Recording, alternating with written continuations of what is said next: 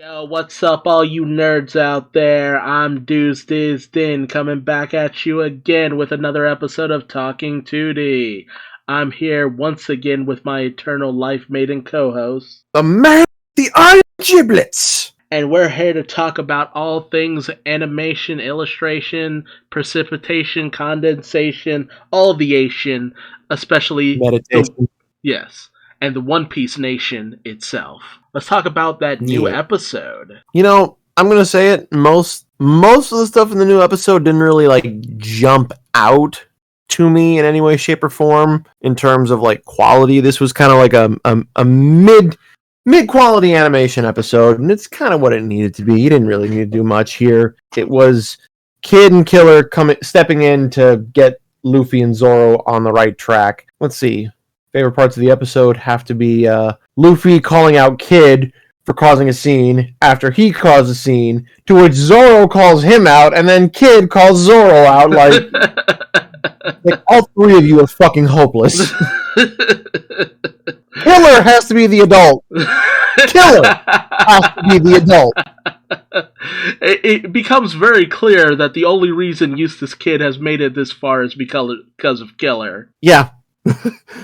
I remember seeing someone did a chart of comparing captains and first mates, and the dynamic is usually the captain is dumb but the first mate is smart, right?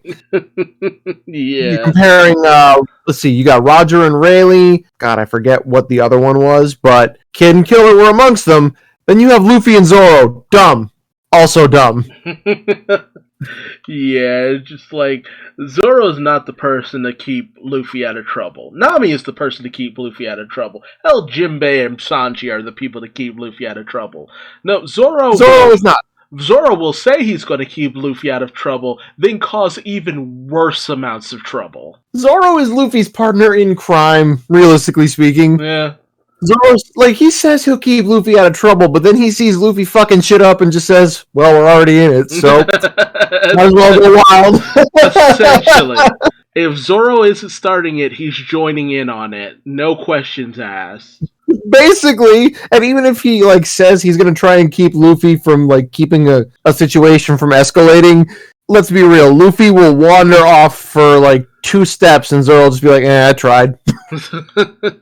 That's always what it boils down to. I tried. Yeah, it's just put some effort into it. It's not worth the effort anymore. I tried, but I choose violence. We got to see a little bit more of Apu's attack power, which I feel like it was interesting the way they showed how he's able to make it kind of home in on specific targets that he wants. Yeah. It probably has to be based on his intention, I want to hurt this person with my music, something like that. Yeah. One thing that really got me was when he pulls his hand away from his arm, and there's fucking muscle tendon there, and he's strumming that like a fucking guitar string. It's that's gross. Yeah, I remember. Cool, but it's gross. I remember seeing that in the manga and being like, okay, that looks kind of nasty. And here, the way it's depicted here is just oh, that looks doubly nasty. Ugh. Yep, that is as disgusting as it looked in the first place. It's just it was already kind of weird how his body kind of warps in order to make it look like an instrument, but that one was just okay, it's a combination of feeling like you got lazy with what you wanted to do here, and you decide to go in a direction that feels just kind of I'm glad I wasn't eating during that. Yeah, I mean, at the same time, I get it, because, how the hell are you supposed to convey a guitar? Most of the other stuff he can get around by warping his body, but, he still has to play his body like an instrument. So it's just how would he do a guitar sound? Yeah, but unfortunately, the way he does a guitar sound is horrifying. Yeah. I mean, it just kind of comes down to the fact that it's just essentially looked like he was detaching his hand, and not in the chop kind of way, more in the Little Shop of Horrors kind of way. Yeah, I have to imagine he just pulled his hand out just enough that it fucking it can stretch, and then he God, the strumming is just so wrong. Yeah. we got to see a little bit more of Heat and Wire doing some stuff. If there's one thing I'm actually glad that the anime is doing is at least giving those two a little bit more to go on, because it's just like we don't really get to see them do shit, period. And, we learn their names. Because, actually, wait, I didn't even learn their names. They didn't say their names. Oh no, we've known their names for a good long while. It's just... I sure as fuck haven't. It was in one of the data books, like back around the time when they were first introduced. So I don't know if they really say it out loud, but They don't. I didn't hear them say those names. When you said Hit and Wire, I'm like, who the fuck are you talking about? It's Heat and Wire. The one who shoots hot fire is Heat. And the one covered in bondage gear, which doesn't narrow anything down, but the one with fishnets is Wire. Gotcha. So I did want to ask, did Killer's arm get scarred in a way that we don't yet know of? Because they keep drawing his left arm significantly more fucked up than his right. I mean, it's all kind of fucked up because he has scars like all over now. Like, the most notable thing is the fact that he's missing an arm, but like he has like a scar across his stomach, a scar across his neck, several scars on his arm. He is fucked up. Killer? Oh, Killer? Oh, I'm sorry. I'm thinking of Kid. No, Kid has always... Killer has always had that weird kind of veininess on his arm, but I don't know the details about that. It's been there since his what Oda drew, like was their like first image when they first when he was first showing off what they look like after the time skip. So Killer just had like that veiny, weirdly extra veiny kind of scar, kind of looks like he got burned on that arm. Yeah, because it looks like burns. Yeah, ever since the time skip, he's just had that with no explanation if he's always had that, because he used to wear long sleeves. Yeah, so we couldn't tell. Yeah. Yeah. Also, it seems like he really bulked up after 2 years and skipped leg day. Why has everybody skipped leg day? Honestly, a lot of characters have kind of gone through that. Like, Oda has gone from making everybody lanky as a motherfucker to having two beef neck. I'm sorry, did you say poopy neck? No, two beef neck. Two beef neck. Oh, two beef neck. Okay, I'm like, what? Like, maybe I'm not hearing that right. And I was not. Right, all I'm saying is, like, Killer went from a person who had a neck to a person who's just got a chunk of meat for a neck, basically. Yeah. He even kind of did that. He even did that with Zoro. Yeah. Zoro used to have a neck. Now Zoro has beef. Yeah. It's one of those things that I'm not too happy about the direction that Oda's art style has gone in. He used to draw a lot of characters a lot more lanky and thin, and then he went into drawing a whole lot of muscle, which isn't terrible, but at the same time, I miss the lankiness. You missed the skinny stick people? Yes. It was fun. Everybody looked like rubber hose. Fair enough. They did, though. Shit. When you pointed out, they really did. Let's see. Also got a little bit of Nami and Carrot flirting with some beast pirates before Shinobu executed her deadly signature attack. The deadly signature attack that Sanji honestly looked at like, maybe. That was, I don't know how to feel about that moment, because it was just like, no, Sanji, no, you don't want that. That's not how hand jobs work, Sanji, no. Listen, those guys had hearts in their eyes and smiles on their faces. She did something to them, okay? I mean, look, it's just like, some guys just like having their balls slapped around, but I am not one of them, so it's somebody's kink out there. I still think it's hilarious that he actually thought about that for a second, like, like, maybe. No, another time. No, I'm not ready for it. It's like, Sanji, no. Baby child, no. No. Listen, we know Sanji's a simp, so he'd be down for it, especially if Nami wanted to do it to him. Because, well, I mean, when you put it that way. Yeah, you see what I'm getting at? Oh man. We got to see the first of the numbers, number 8, Hacha. Are they all going to be named after the number that they are? Look, because I don't remember that being a thing, but if that's a thing, I wouldn't be surprised. Oh, you haven't noticed that? They're all named after numbers. They're called the numbers after all. Yeah. So far, we've had number 4, Jaki, number 5, Goki, number 7, Nanagi, number 8, Hacha, number 9, Kunyun, and number 10, Juki. So we haven't seen numbers 1, 2, 3, and 6. These where the wild thing looking ass motherfuckers. They're probably the biggest ones out of all of them, or something. I would think so, but I mean, it's weird that we haven't encountered them because the numbers have been falling like dominoes. I mean, just about all of Kaido's forces have been falling like dominoes since the raid began. You know, the only member of Kaido's crew that's actually like still standing without being imminently about to fall the fuck over is Kaido. And King. Yeah, but nobody's fighting King yet. Yeah, exactly.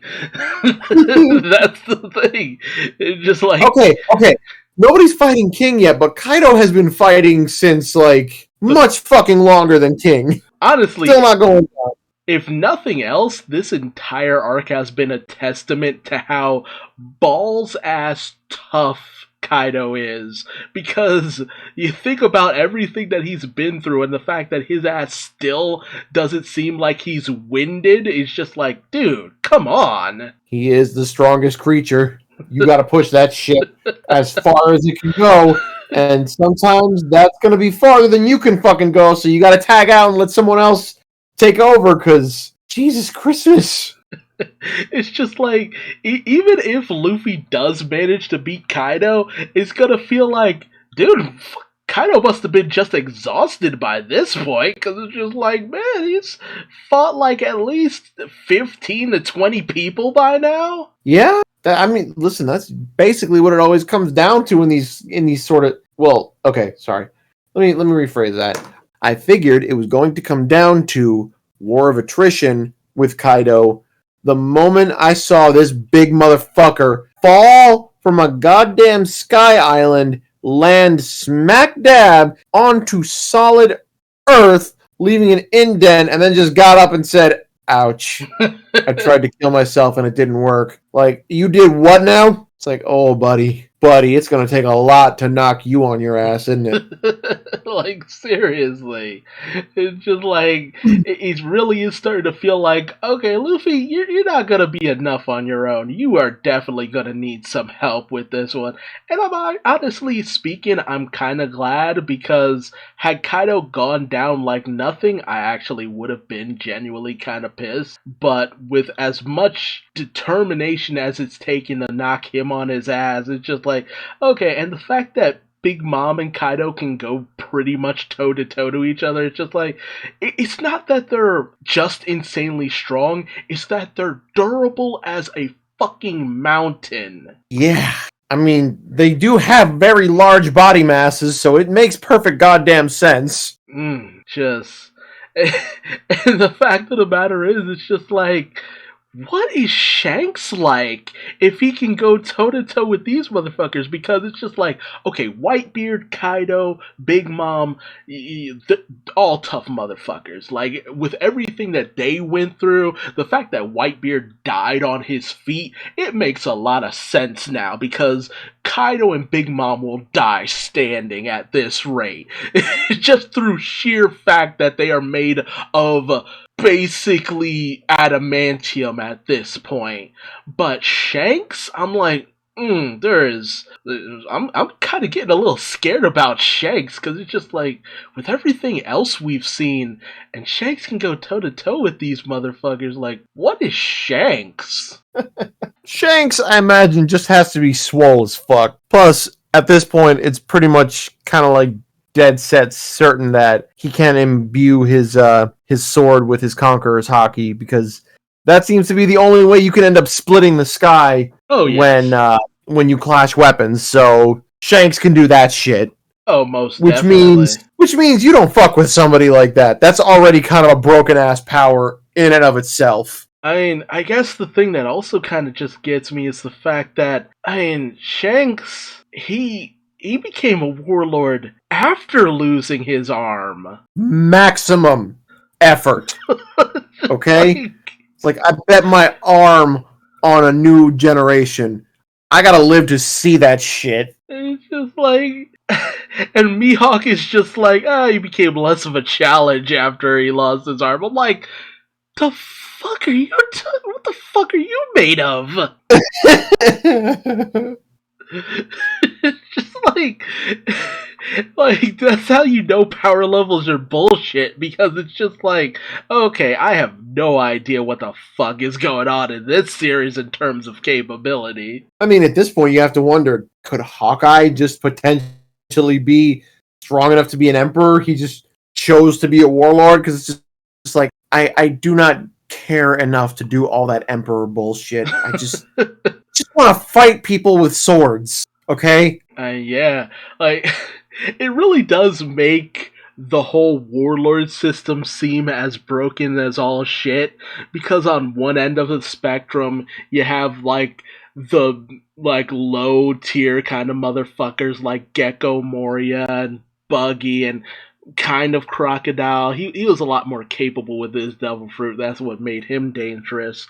But then you got people like fucking Mihawk and Doflamingo, who seem like they, in a few years with a little bit more effort, probably could have damn near rivaled an emperor if they had a little bit more drive within them. Yeah, well, when it comes to Doflamingo and Mihawk, that much I agree on.